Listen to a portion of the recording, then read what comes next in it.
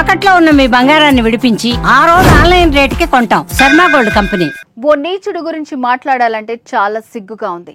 మాట్లాడటం వేస్ట్ అని కూడా అనుకున్నాను. కానీ లోకంలో ఇలాంటి వారు కూడా ఉంటారని తెలియచేయడానికి వచ్చాను. కన్నీ పెంచిన అమ్మ చనిపోతే అంత్యక్రియలను కుమారులు అడ్డుకుంటారా? వెండి గాజుల కోసం చితిలో పడుకుంటారా? ఎవరలా చెయ్యరు కదా. మరి ఈ బద్మాష్ ఎందుకలా ప్రవర్తించాడు?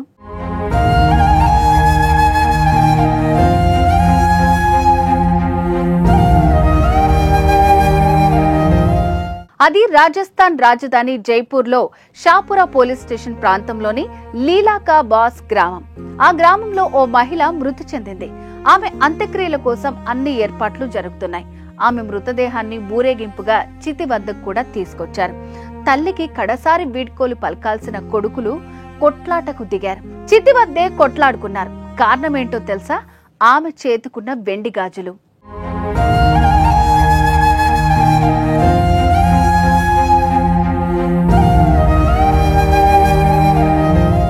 తమ తల్లి చేతికి ఉన్న వెండి గాజులు తనకు కావాలంటూ ఇద్దరు పోట్లాడుకున్నారు. ఏకంగా చిన్న కుమారుడు వెండి గాజులు తనకే ఇవ్వాలంటూ, లేకపోతే అంత్యక్రియలు జరగవంటూ ఏకంగా తల్లి కోసం పేర్చిన చితిపైన పడుకున్నాడు. అది ఇచ్చేంత వరకు అక్కడి నుంచి లేచేది లేదని దుర్మార్గంగా ప్రవర్తించాడు. చివరకు ఆభరణాలను చిన్న కుమారుడికి ఇచ్చారు. పెద్ద కుమారుడితో తల్లి అంత్యక్రియలను పూర్తి చేయించారు.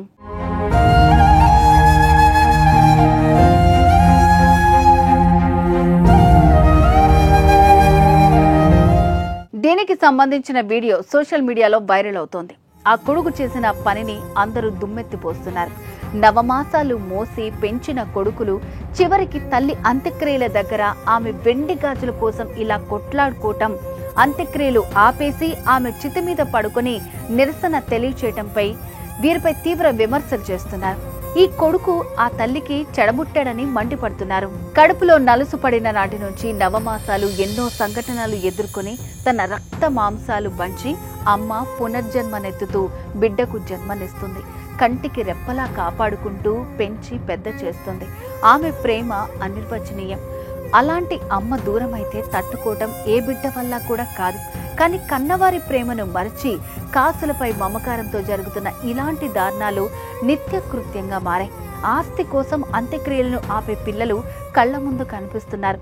వారిని చూస్తే చాలా బాధగా ఉంది. చచ్చిపోతున్న మానవత్వాన్ని చూస్తే గుండె తరుక్కుపోతుంది. మానవతా విలువల కంటే డబ్బే ముఖ్యమని అర్థమవుతుంది. ఇలాంటి వారిని ఏమనాలి? మీరే కామెంట్ చేయండి.